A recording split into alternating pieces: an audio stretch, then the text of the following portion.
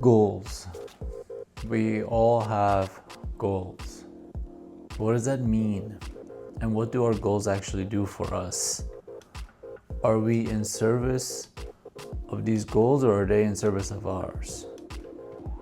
By that I mean, whatever we're working towards, whatever we are preparing for, whichever goal we wrote down, is that goal going to come to us one day or be earned by us, and one day it will enhance the quality of our life? Or is it going to eventually make us feel more empty? Because we spent all that time, all of that energy on the achievement, on this external thing, and we lost track. We perhaps never even started the journey of the journey of who we might be. We're so lost in this process of external satisfactions, pursuing all sorts of external goals. And I see the benefits. I see what it does to enhance a culture, of course. But what about you? What about the time you have left on this earth? What about that? What about the people that you love the most, but as you're working towards achieving these goals, you don't get to see them anymore? What about a family that you left on the other side of the planet and you no longer associate with them because you had to pursue your goals? What about your parents? What about your hobbies? What about the things that you wish to do the most? How many times have you done something for yourself? Whatever that source of joy is for you, how many times in the past week have you actually spent time on that for yourself? Are these goals eating away our time? Of course, the short answer is yes. Because the only way to get good at anything is to invest time into it. But there's something missing in the process of that, is that our time is so limited, so finite, that you really, really have to be choosy. You really, really have to say no to 101 options that come your way. And in this day of age, in this consumerist culture, in this goal-oriented, external goal-oriented society, in the world where we're constantly trying to please one another, in a world where we're constantly trying to find ways to show off, to peacock, right? And we do it subconsciously. It's not a matter of blame. It's not something we can just turn on and off for most of us. But we are constantly trying to gain some sort of recognition from the outside world, right? We're not able to be centered. Because being centered means you have to be okay with not having a whole lot of things. You have to be okay with letting go of so much. And when we're running around this world, fighting for everybody else's attention, it's hard.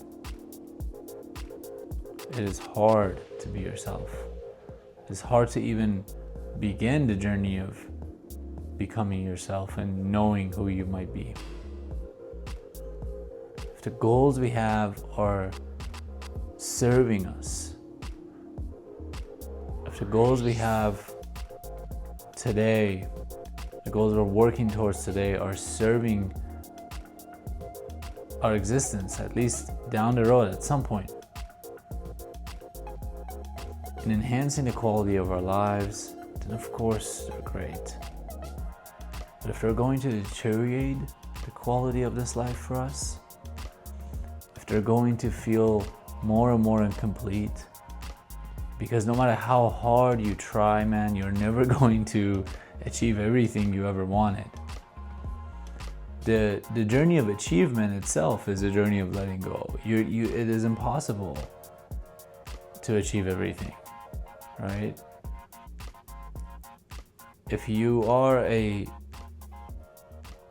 highly goal-oriented individual, you have for sure failed at many of your dreams, many of your adventures.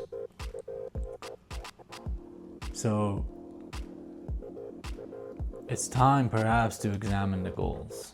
It's time to search within them.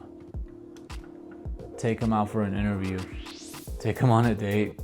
Get to really know why we have these goals. Are these goals from the source of our self-satisfaction? Are we trying to please the soul? Or are we trying to please anyone else? The moment we start to please anyone else, we've lost touch with our own soul. And this is the opposite sides of the same coin. And that's why it's so hard for all of us to manage that.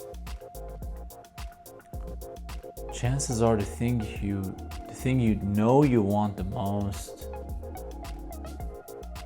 may be somehow in one way or another related to the conditionings of the past and the society that you live in and the people that you're surrounded by.